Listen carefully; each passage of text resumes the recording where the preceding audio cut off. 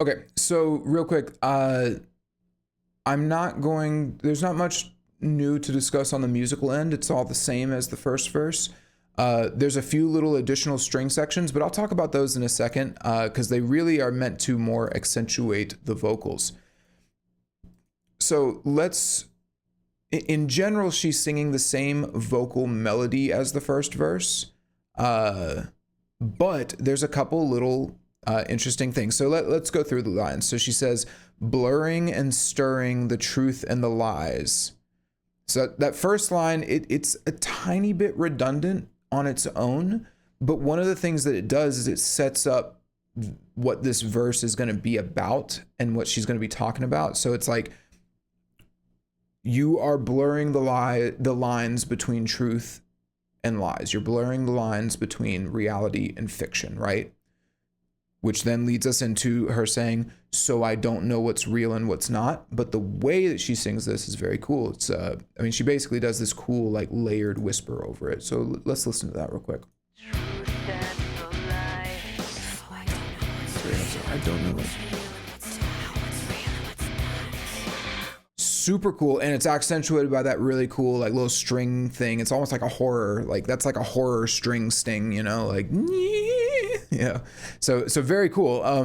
And yeah, so that delivery is really, it's really cool. And then the fact that she layers it on top of each other, and she actually has like multiple takes going, and pan to the left and the right. In fact, I think it starts with one in the center, and then two on the left and right, and then another one in the center. Let me confirm that real quick.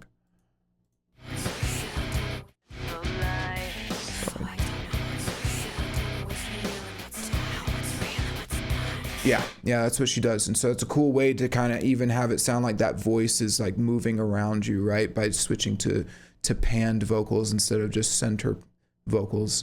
Yeah, and so that idea with the whispering also, it kind of makes you, again, this is like her inner monologue. This song is essentially her talking to herself in a lot of ways. I mean, she's talking kind of indirectly to the guy, but this song to me feels more like her own thoughts, what's going on in her head. And this is a great way to get inside of her head. I mean, if you're feeling like the line between truth and lies and reality and fiction is being blurred, it's not just your thoughts in your head are going to start to get blurred as well. And rather than just say it, which is what she does on the first line, she actually portrays it here. Classic show don't tell, y'all. It's pretty easy. So yeah, it's a cool way of like portraying that. Something I wanted to note here, this is, I was watching a Rick Beato video the other day, and something that he mentioned was the idea of like wait for it moments, which means like when you're listening to a song, these are like the moments that you are like excited to hear, and you're like waiting for that moment to hit, and for me, it's like always the guitar solo in basically any song. I'm just like super excited to get to that guitar solo. But like, this is a great example of a wait for it moment. When you get to the second verse of a song, I talk a lot about second verses on my videos, I've found, because the second verse is kind of an interesting place for a song to be at, because that's kind of the point where we've begun the repetition. So we have our intro, verse, pre-chorus, chorus. And then we're going to just repeat that whole thing over again, verse, pre-chorus, chorus, right? And so it's really the place that I think it's where you can kind of see the quality of a songwriter, is that second verse, because you're either going to have it's either going to be a throwaway. It's going to be like, oh, we don't care about this. We're not going to do anything with this because it's like obligatory, right? Like we have to have the second verse, pre-chorus, chorus. So we're just going to throw something in there.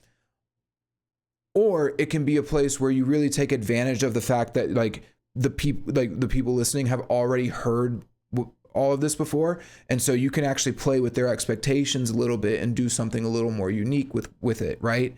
And so, they did a great job here with this. Like, this is a wait for it moment, The verses in the song are fairly short. I mean, what are they? They're like about 20 seconds, I think. And so keeping it, but they still find a way, rather than just saying, yeah, we're going to, whatever, just keep the same melody, do whatever. It's like, no, let's really make sure that this second verse sticks out and it's got its own character. And on top of that, it's like fully embracing that the chaos and confusion that the music espouses. So like, yeah, just in every way, they are taking advantage of all the elements of this song. It's really great. It's really great to see. And I don't think that this song is necessarily like a masterpiece of a song, right? Like it's not like, oh my God, this song is perfect and incredible in every way, but it is a very economic song in the sense that like they really know what they've got here and they're like nailing it. So yeah, it's just really cool.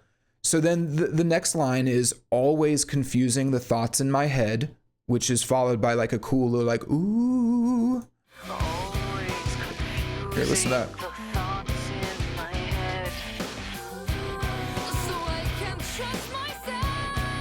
And then we have a lyrical or a melodic change on the last line. So I can't trust myself anymore. Or yeah, it is a melodic change because I think here she did.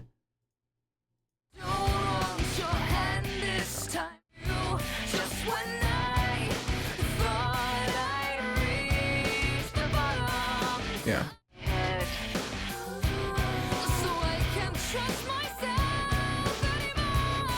Yeah, she does like, she kind of belts that out. So it is a melodic change there.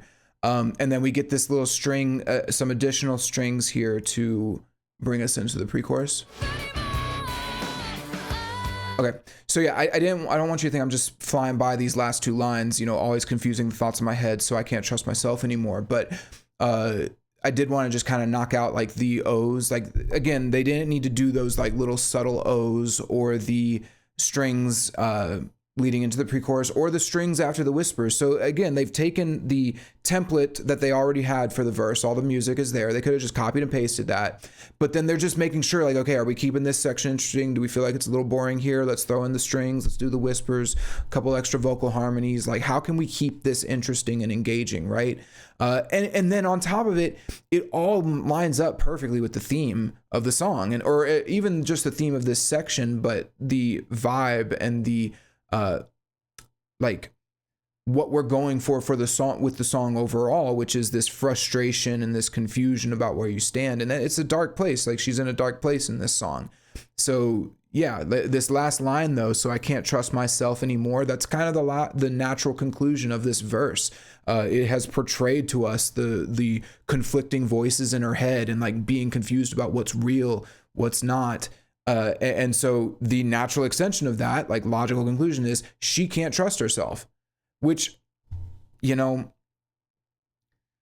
it's just cool. It means like this song is more than just I'm angry and I'm like the boss bitch here. It's like, no. Like she's genuinely confused and it's leading to inner turmoil and she's taking us along for the ride with that inner turmoil. And you know, we don't know yet because we're not at that section yet, but we don't know how it's all going to turn out for her. But at this stage, you can empathize. Like she is confused. She's in a dark place.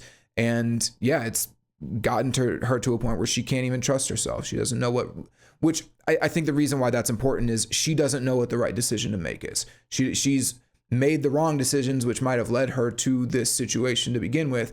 And then this person has lied to her, gaslit her, done all the things that confuses her and makes things exponentially worse. And now she just doesn't even know what the right move is. She's just like, I can't trust myself. And so, yeah, we're, we've taken that initial conflict of like, okay, this person is lying to me and like, I'm falling into, I'm going under, right? I'm reaching the bottom. And we're now at a point where it's like, we've expanded on that with the second verse into a like, it's not just that you're lying to me. It's that like, I don't even know if I'm lying to myself. I don't even know what to believe anymore, you know? So it's a cool, like, and again, this is not like unheard of in songs. There's plenty of songs about toxic relationships, but it is being portrayed in a very good way and in a very interesting way with interesting music and vocal melodies and harmonies and all of the cool things that make songs enjoyable. So yeah, and the conflict is there, and we're all, I think at this point in the song, you're kind of waiting, like, what is the resolution to the conflict going to be?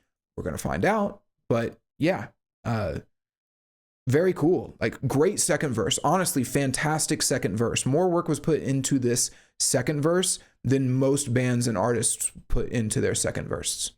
It's getting crazy. Okay, cool. So let's go to the second pre-chorus real quick.